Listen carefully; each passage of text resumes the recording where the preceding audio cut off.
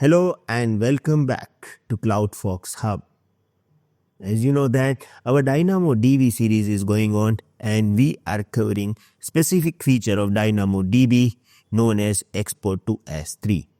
This is part 2 of export to S3. What is export to S3, use cases and types of exports? We covered all of these things into the part 1. In this video, means part 2, we are going to cover exported file format. So, if you are watching this video directly, it would be difficult for you to understand what is the use case and why we are using this particular option. So, I request you to watch previous video first, then come back to this video. Here, I am going to start part 2 of export to S3. So, let's start.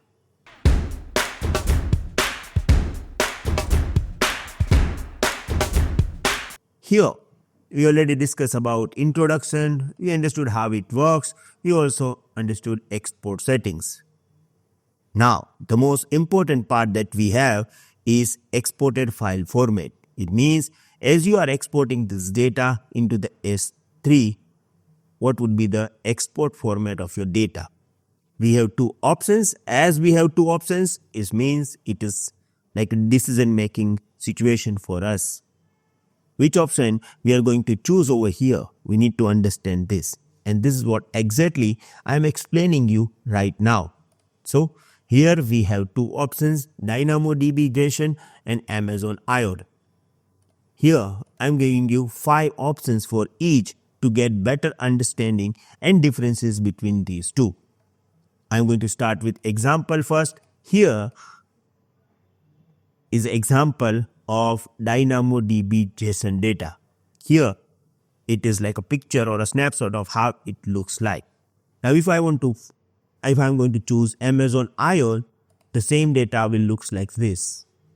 If you observe this with very careful way, you will find out that here it is S, N and bool, which is kind of data type.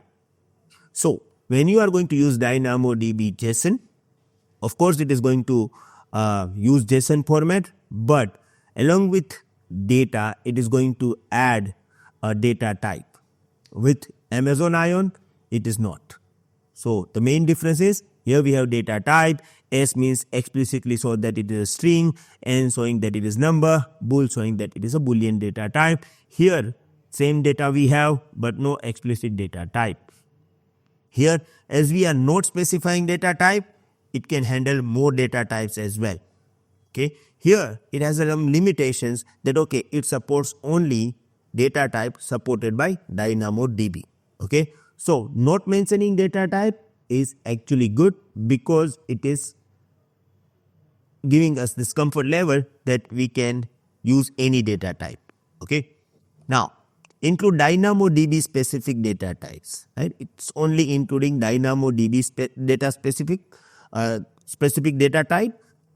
JSON like support richer data type. It supports any data types that we can say because it is not specifying data type. Okay. Then use case. Now this is the most important part. This is the main highlight of the video. Re-importing data back into the DynamoDB. So when you are going to choose this particular options, you are aware that you are exporting this data to the S3. Why you are exporting this?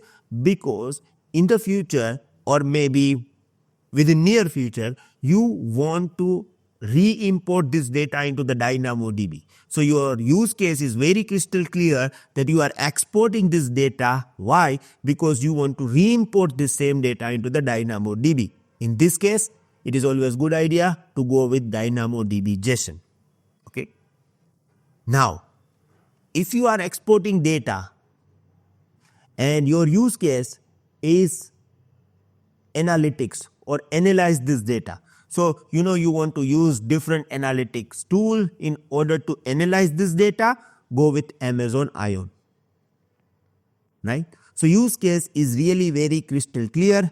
If you want to re-import this data, go with DynamoDB JSON. If you want to use different analytic tool in order to analyze this data, go with Amazon IO. Right? Either for DynamoDB specific application, all the concentration is totally based on DynamoDB. You are going to use this with the DynamoDB in the future, then this one would be the better one.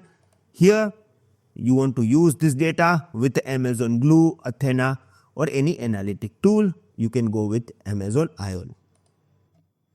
Again, migrating or syncing the DynamoDB table, and here analyzing and transforming the data, right? So before you are going to export this, you have clear understanding that why you are exporting this, and based on your export requirement, you can choose any one of this option, and now you have crystal clear understanding about the differences. Okay. Now let's complete all other options as well. Here we have one encryption key type. Sorry to interrupt you. I know you guys are enjoying our video a lot because our final ultimate goal is Solution Architect Certification exam. To reach the destination, we required full videos.